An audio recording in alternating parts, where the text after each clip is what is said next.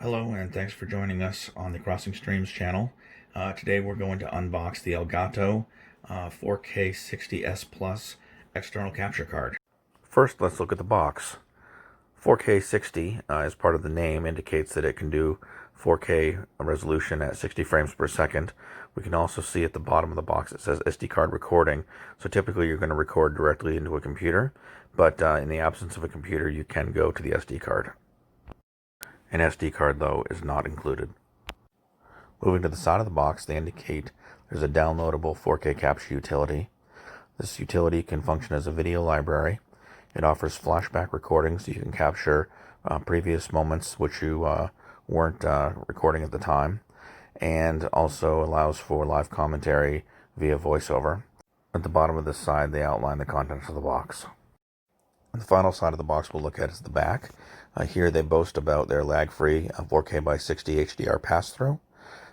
They talk about the fact that you can save to an SD card as standalone recording without a computer.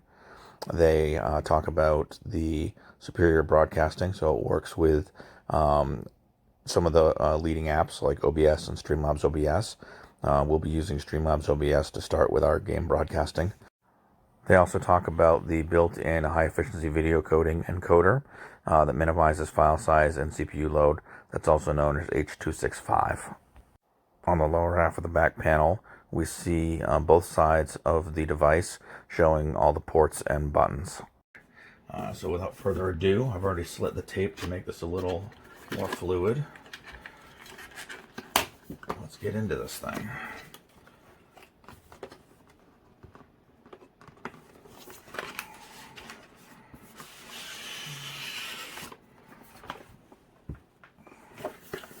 Nicely boxed.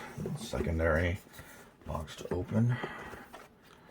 We have a manual. Now I'm going to lose that. And we have the device itself.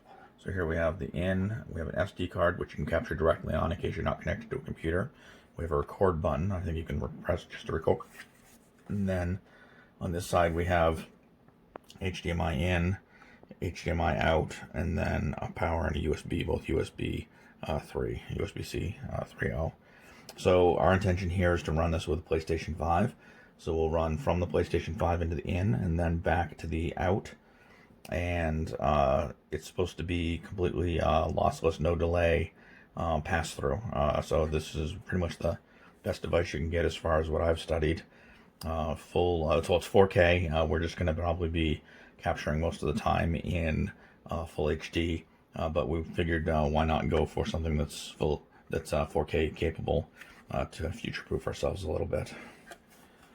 It seems to come with two different power adapters. That's a good way to do it. I've seen other things done that way. So basically, once we find the power cable, so first of all, we have HDMI cable to USB to USB-C cables, and this would be the power supply, and it looks like we have a few other adapters here as well. Well, it's really interesting. It seems like we have bonus adapters in there. Yeah, looks like we have a few extras.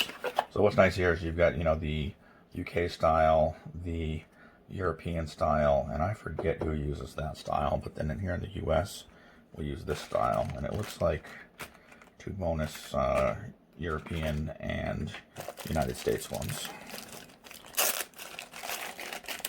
and those will just slide on like so. I notice they're not grounded, but that's okay. Okay, looking a little bit farther, it turns out that these extra plugs in the bag are for Korea and China, most likely. A little bit fatter than the European one, it looks like. And these seem really, really similar to the US one, but without the hole in it. I'm not sure why they're different. They seem to be similar otherwise, but maybe there's a difference. But that's good. So, I mean, it's a really efficient way for them to do this. That way, pretty much use it all over the world with a single adapter. As I mentioned earlier, we're planning on using StreamlabsOBS as our video streaming solution. So when we get that set up, we'll do a follow-up video walking through the overall setup at a high level, but I think we'll probably try to do some really detailed setups, some smaller segments on some of the things that we found challenging or maybe not well supported in other videos. So once again, thanks for watching, and I hope you enjoy the channel. If you do, please feel free to subscribe.